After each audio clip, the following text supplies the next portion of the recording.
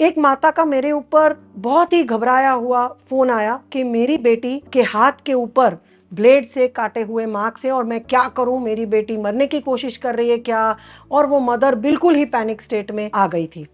मैं हूं रीरी त्रिवेदी। मैं एक साइकोथेरेपिस्ट हूं, एक ट्रेनर हूं और एक पेरेंटिंग कोच भी हूं। आज की वीडियो में मैं स्वहानिकारक वर्ताव यानी सेल्फ हार्मिंग बिहेवियर्स के बारे में बात करूंगी, जो आजकल भारत में युवा पीढ़ी में बहुत देखा जा रहा है और इसके बारे में माँ बाप को ज़्यादातर जानकारी है नहीं, और इसीलिए इस प्रकार से माँ बाप रिएक्ट करते हैं। आज के वीडियो में मैं स्वहानिकारक बिहेवियर किसको कहते हैं, ये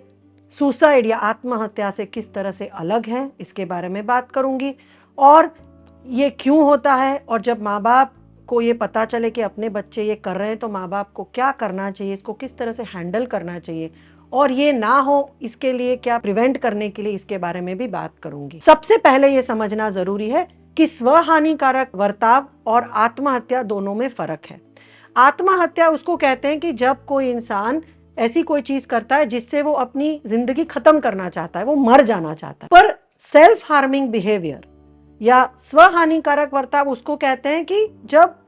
वो चीज खुद को मारने के लिए नहीं की जाती है, बट अलग अलग कारण के लिए की जाती है। लोग जनरली सेल्फ हार्मिंग क्यों करते, पहले तो ये कौन करते हैं? छोटे बच्चे नहीं करते और ज्यादातर बड़े एडल्ट्स भी नहीं करते। Most likely self harming pre teens और टीनेजर्स या यंग एडल्ट्स की एज में ही बच्चे करते हैं, मतलब समझो 13-14 साल से 25 साल की उम्र में। सेल्फ हार्मिंग बिहेवियर किसको बोलते हैं? जब कोई टीनेजर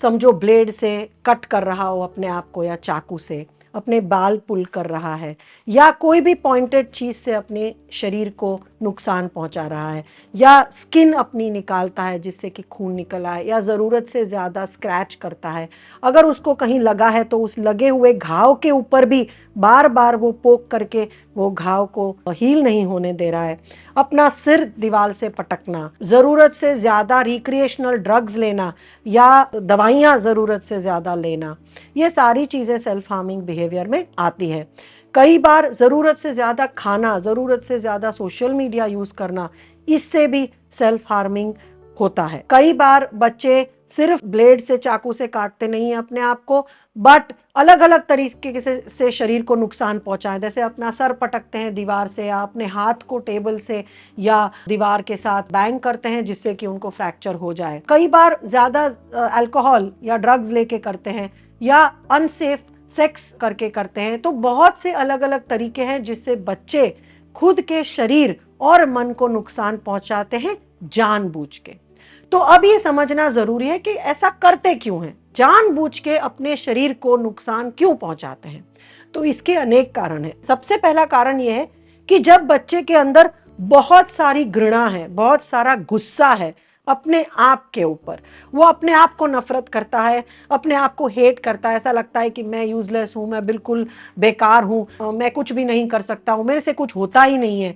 तो तब वो अपने आप के लिए जो गुस्सा होता है वो खुद को काटने में या सेल्फ हार्मिंग बिहेवियर के फॉर्म में निकलता है। कई बार बच्चों के अंदर बहुत सारी भावनाएं होती हैं जिसको वो हैंडल नहीं कर पाते, ना सिर्फ गुस्सा बट हेल्पलेसनेस, कि बच्चे के घर में ऐसा वातावरण है कि माँ बाप बहुत झगड़ रहे हैं, या घर में वातावरण अच्छा नहीं है और बच्चा बहुत हेल्पलेस फील कर रहा है कि मैं इसके बारे में कुछ नहीं कर सकता हूँ, या बच्चे को स्कूल में बुलिंग हो रहा है, या तो फिर बच्चे को लोग चिढ़ा रहे हैं। तो ये सब इमोशंस जो बच्चे में आते हैं, selfless, worthlessness, shame, fear, helplessness, तो ये सारी भावना जब बच्चा हैंडल नहीं कर सकता, दबा के रखता है, तो कई बार सेल्फ हार्मिंग करने से ये सारे दबे हुए इमोशंस बाहर आते हैं और बच्चे को आराम लगता है। तो सेल्फ हार्मिंग या कटिंग करने से कई बार ये बहुत दबे हुए भावनाएं निकलती हैं और इनको अच्छा लगता है, तो इसलिए इससे एडिक्शन भी हो जाता है, बच्चे को आदत पड़ जाती है ये चीज करने की। तीसरा कारण सेल्फ हार्मिंग का बिहेवियर का ये भी है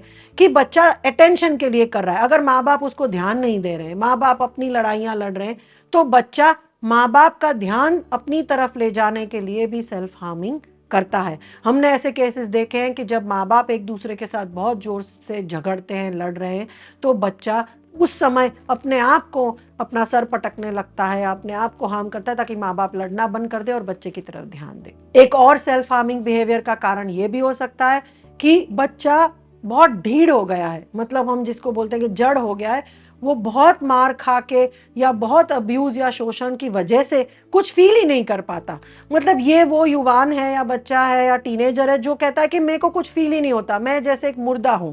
तो अपनी भावनाओं को फील करने के लिए या खुद जिंदा है वो फील करने के लिए, महसूस करने के लिए भी वो अपने आप को काटते हैं, ताकि काटने से जो पेन हो, दर्द हो, उससे उनको लगे कि हाँ मैं जीवित हूं, मैं कुछ फील कर सकता हूं। पीयर प्रेशर भी एक कारण हो सकता है सेल्फ हार्मिंग के लिए। अगर आपका बच्चा या टीनेजर ऐसे दोस्तों के साथ उठता बैठता है जो रूटीन में अपने आप को कट करते हैं, सेल्फ हार्म करते हैं, तो कई बार बच्चा उनके साथ फिट होने के लिए, उनके साथ जुड़ने के लिए, उनके ग्रुप में एक्सेप्ट होने के लिए भी ये चीज़ कर सकता है, क्योंकि बच्चों में इतनी ज़्यादा अवेयरनेस नहीं है, अक्ल नहीं है, तो कई बार अकेलापन नहीं फील करना है, दूसरों के साथ फिट होना है और वो पर्टिकुलर ग्रुप के साथ फिट होना है, तो इसीलिए भी बच्चा सेल्फ हार्मिंग करता है। तो ये सारे कारण हैं जिसकी वजह से बच्चे सेल्फ हार्मिंग कर सकते हैं। और भी कारण हो सकते हैं, जैसे कि अगर बच्चे को खुद मानसिक तौर पे डिप्रेशन हो, एंजाइटी हो या टॉक्सिक शेम हो, या बच्चे को कोई भी मेंटल हेल्थ इशू हो जिसकी ट्रीटमेंट ना की गई हो और बच्चा उसको डील नहीं कर पा रहा हो, तो भी बच्चा सेल्फ हार्मिंग करता है।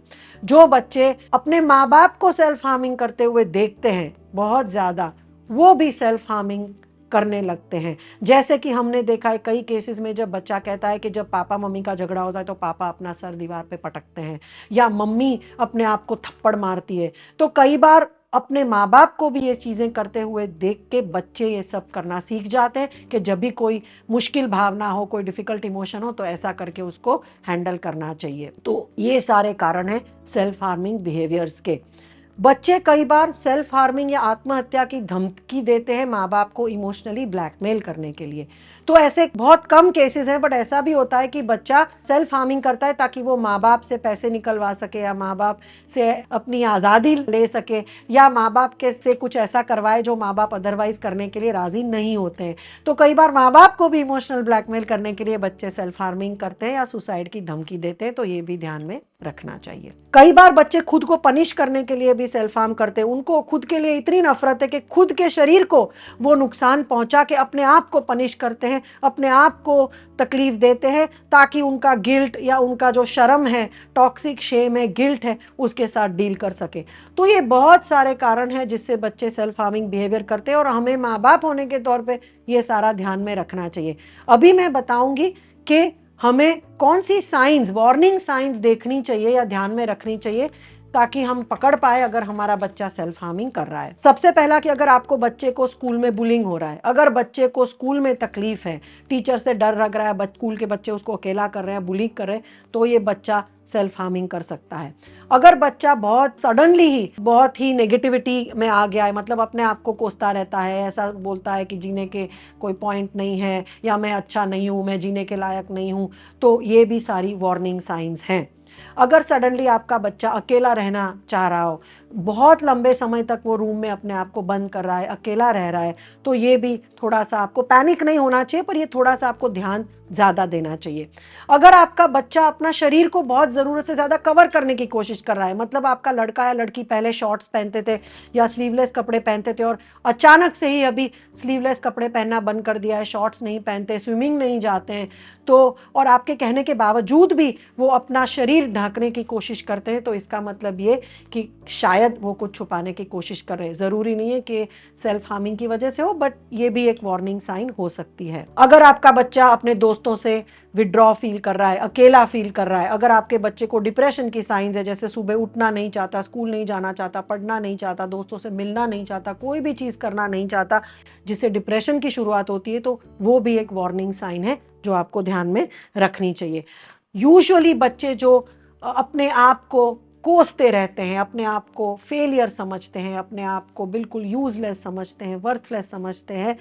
वो बच्चे सेल्फ हार्म के लिए ज़्यादा वल्नरेबल हैं। तो ये भी साइंस आपको बच्चे में देखनी चाहिए कि क्या ज़्यादा नेगेटिविटी है, अपने आप के लिए नफरत है, या क्या आपका बच्चा ध्यान, अटेंशन सीकिंग कर रहा है। तो ये सारे वार्निंग साइंस है जो आपको ध्यान में देने हैं। तो अभी अगली वीडियो में मैं बताऊंगी कि जब आपको पता चले कि आपका बच्चा सेल्फ हार्म कर रहा है, तो आपको किस तरह से वो परिस्थिति को हैंडल करना है, किस तरह से उसको मैनेज करना है। आई होप ये वीडियो आपको काम आया और यूज़फुल लगा, और इसका पार्ट 2 देखना ना भूलिएगा, क्योंकि इसके पार्ट 2 में मैं समझाऊंगी कि इसको कैसे प्रिवेंट किया जा सकता है और इसको कैसे हम हैंडल कर सकते हैं। तो ये वीडियो का दूसरा हिस्सा ज़रूर देखिए।